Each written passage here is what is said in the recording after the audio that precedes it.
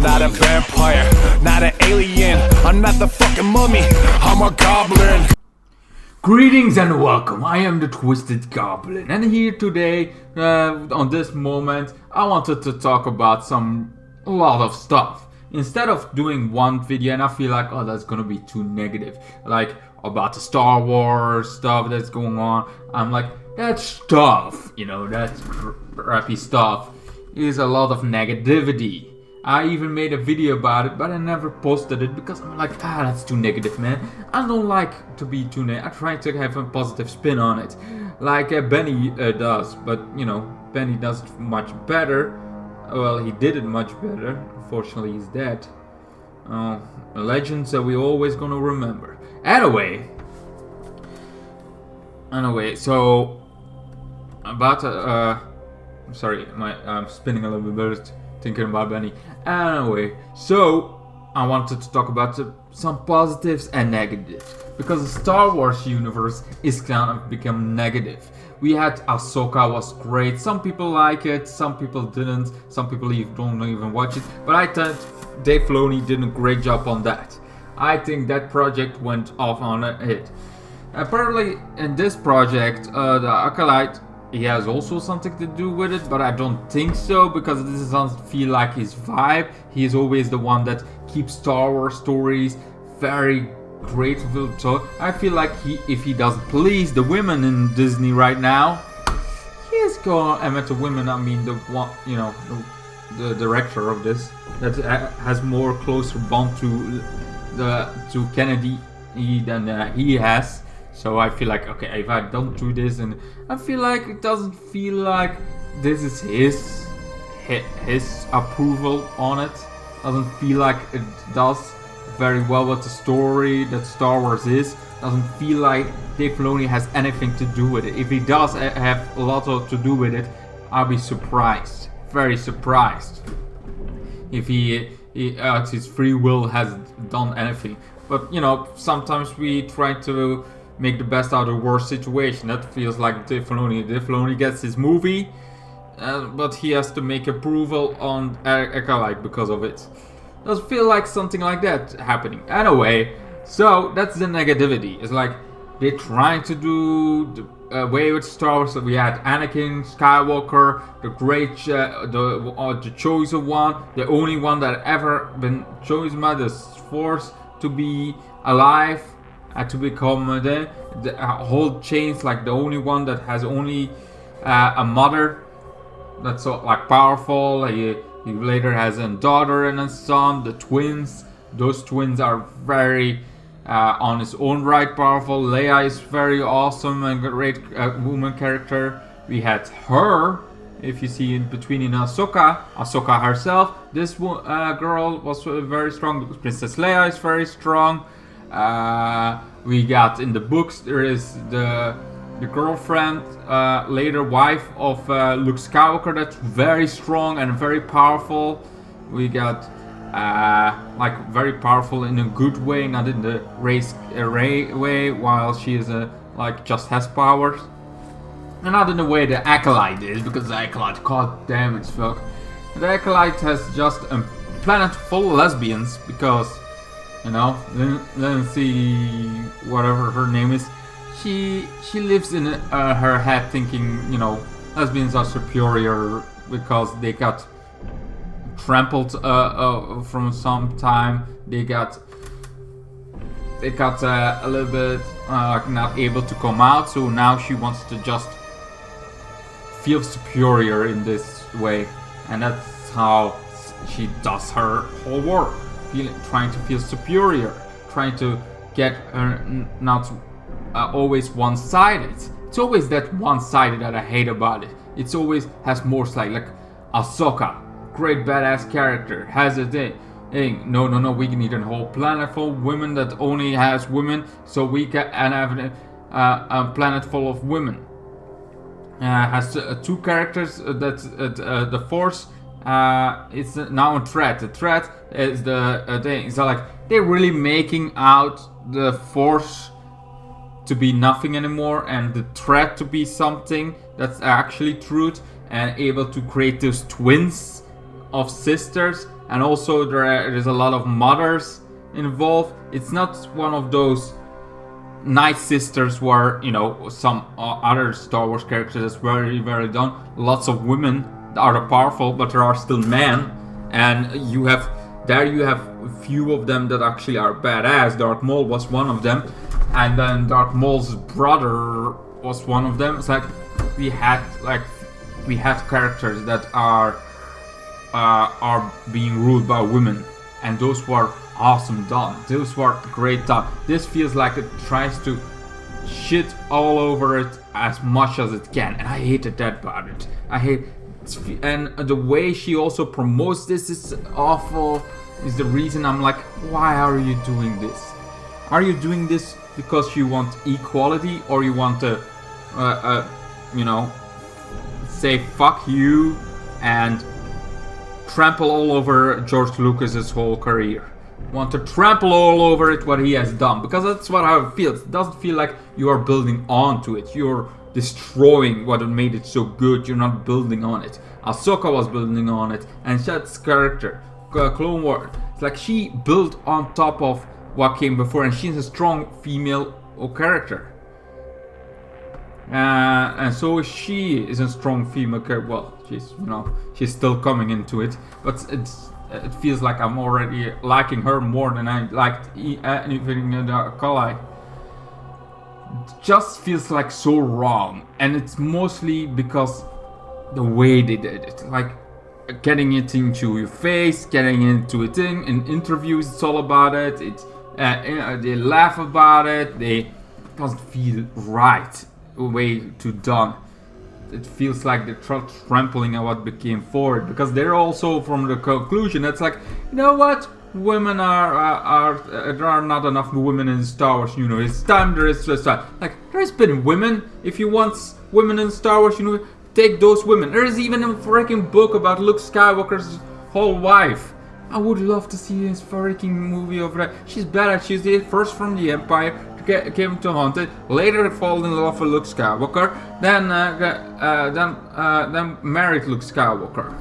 Like, that's so amazing. That's a great story as done. There are female characters in the Star Wars universe. You just have to find them and make them canon in some way. But you're not doing it. You want your own whole freaking messed up story, and not even building on it. You're destroying what came before, so you can.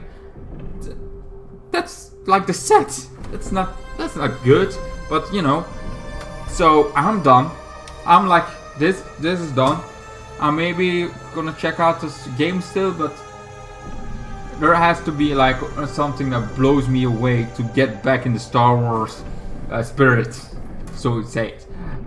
So after that, I'm like, I feel down. I feel like what can there still do? There is still hope on the end of the tunnel. There is Dragon Ball Sparking Zero. There is there is some love put in it. This is not we're gonna create some female character. This is not one of those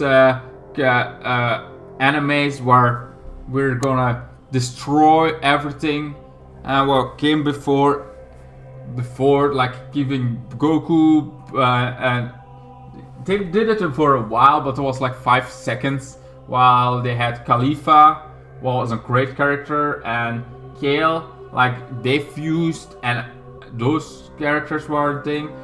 But like the sparkly feeling of becoming a Saiyan, that was like the one time they did something very like, what the hell are you guys doing? Why are you feeling that tingling shit? That's not a good way to explain the freaking Super Saiyan going on.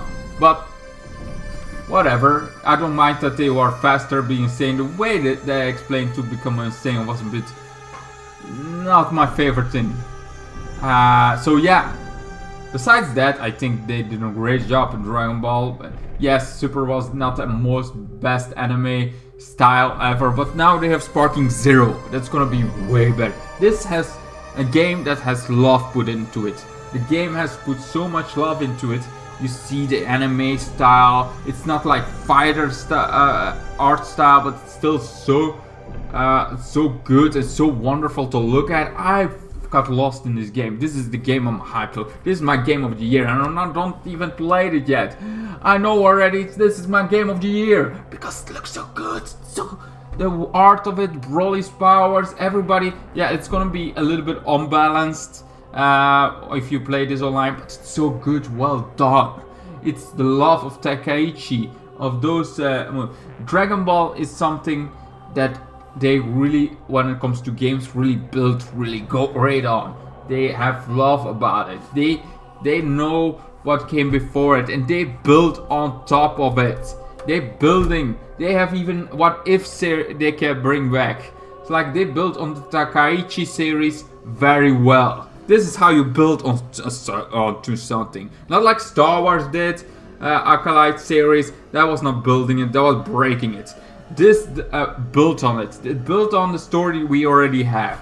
You can go over the story with this beautiful new art style, but there is also what ifs in this game. You can what if I choose to go alone without Piccolo, and then you have Krillin, and Krillin dies.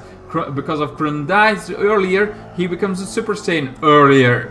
What makes it so freaking badass? Then you get Broly. You have so much what ifs that's now gonna come that adds to the story we already have, while you're already playing different powers. And then with the different powers look so freaking good.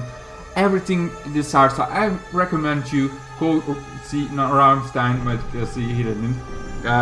go see Seriex. Seriex has this whole game game channel about Dragon Ball that he loves. Sometimes Yu-Gi-Oh! Between it, but it's like Dragon Ball. And he did a few videos because he was one of the lucky ones that was able to play this game at Summerfest, and we saw some footage of that from him, and the way they played it was so great. You see him playing seeing him from the Takaichi, the version of 3 that he used to play, and now how he plays it now, and that there are so many things that are still connecting. There are some, like the character stream seems a little bit chaotic, too much. Like if you have so many characters, having just this going on feels like, oh come on, make something better about that.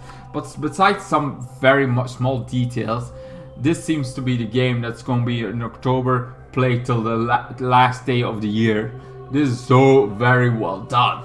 I like it. I love what they're doing with this. It's so well, like Dragon Ball is beautiful in art style, beautiful powers, and then beautiful story that you can do what ifs, and maybe even have to look at maybe Super Saiyan 3 Vegeta happens again, because we had that on a previous Takaichi, and now we get it back. So, and they're also going to be not balanced because it makes sense. And you can destroy the world again, or destroy the tournament and make people,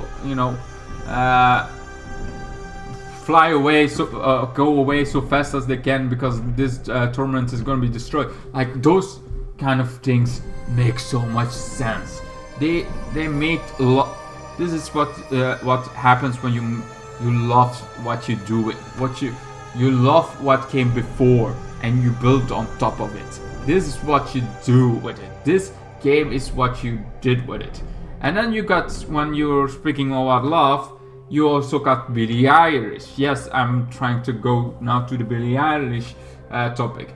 Well, she has glasses on in this new music video, or previous music video before that, well, whatever.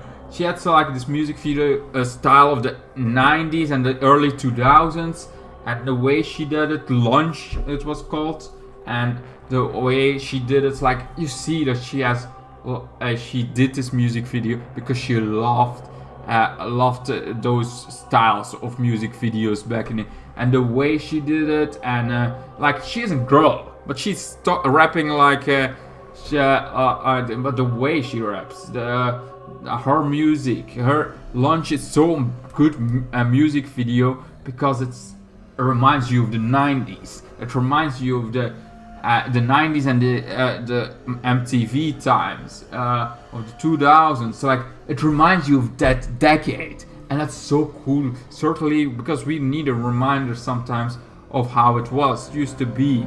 With yes, some things are better now. but there is also a lot of fucking things that are way worse right now, like Star Wars.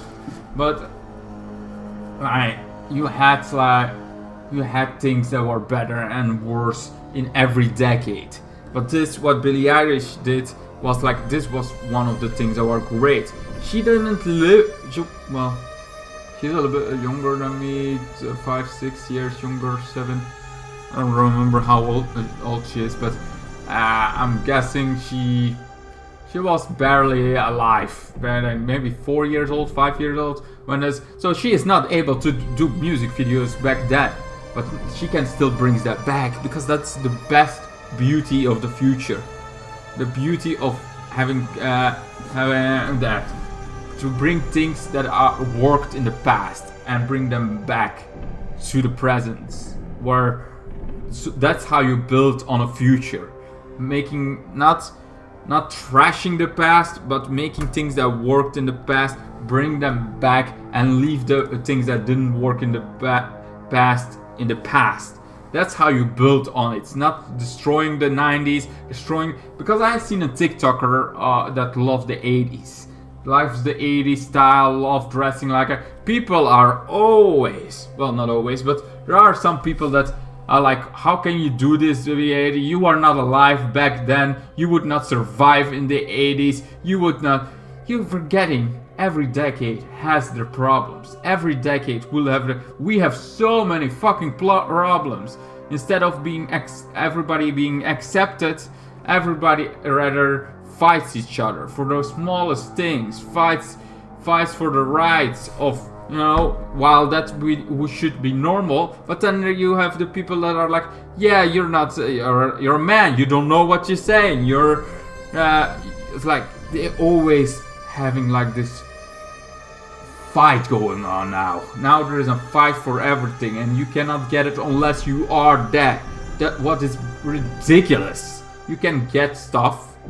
It's like, I feel like everybody should be accepted for who they are, who they want to be, and that's out. You don't have to put it in my, throw it into my face every time. I get it. I want everybody equally. You don't want equally. You want superiority.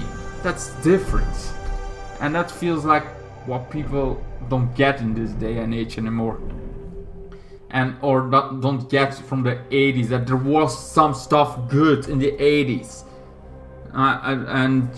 They brought it back. Like Doom is one of those games that got from the 80s, the 90s.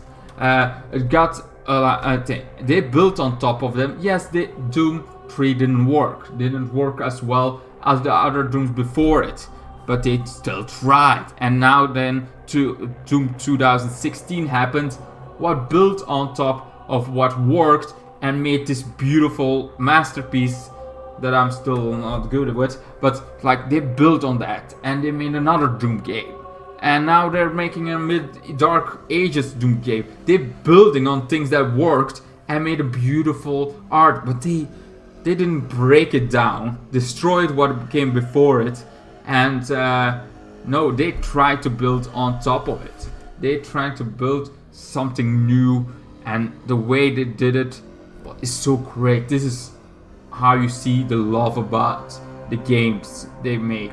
That's how you see the difference between the Acolyte and Sparking Zero of Doom.